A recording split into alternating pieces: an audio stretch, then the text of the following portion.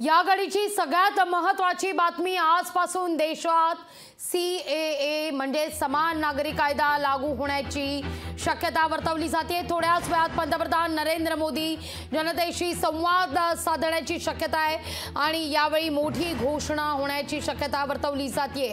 समान नागरी कायदा संदर्भात मोठ्या घोषणेची शक्यता वर्तवली जाते। या घडीची सगळ्यात महत्त्वाची बातमी पंतप्रधान नरेंद्र मोदी साधारणतः 5:30च्या दरम्यान देशातल्या जनतेला संबोधित करू शकतात। या घडीला महत्त्वाची बातमी समोर येते।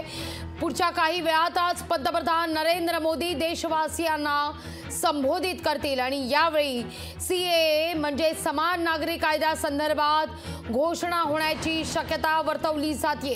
केंद्र सरकार आजपासून अधिसूचना जारी करण्याची शक्यता वर्तवली जाते।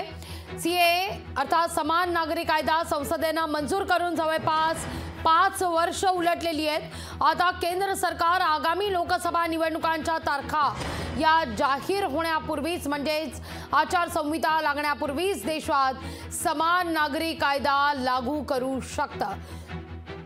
याच विषयी अधिक माहिती घेऊया आपल्या प्रतिनिधी ज्योत्स्ना गंगणे यांच्याकडून। ज्योत्स्ना, साधारणतः किती वाजता पंतप्रधान नरेंद्र मोदी देशवासियांना संबोधित करतील आणि समान नागरी कायद्यासंदर्भात आज घोषणा होण्याची दाट शक्यता देखील वर्तवली जाते? लागली अगदी बरोबर आहे आणि आपण बघतो की नागरिकत्व सुधारणा कायद्याची अंमलबजावणी आगामी लोकसभा निवडणुकीच्या आधी देशभर केली जाणार आहे आणि अशी मोठी घोषणा जी आहे ते केंद्रीय गृहमंत्री अमित शाह यांनी केलेली आहे। डिसेंबर 2019 मध्ये संसदेने या कायद्याला म्हणजे नागरिकत्व सुधारणा कायद्याला जी आहे ती मंजुरी दिली होती।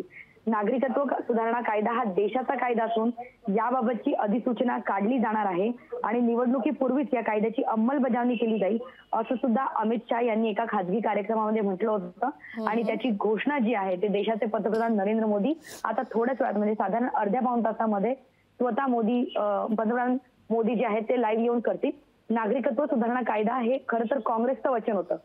देशाची फाळणी झाली तेव्हा देशातील अल्पसंख्याकांवरती अत्याचार झाले तेव्हा काँग्रेसने निर्वासितांचे भारतात स्वागत केले आणि त्यांना भारतीय नागरिकत्व दिले असं आश्वासन दिलं होतं। त्यानंतर अमित शाह यांनी हे सुद्धा सांगितलं होतं। ज्योत्स्ना, मुद्दा लक्षात येतोय।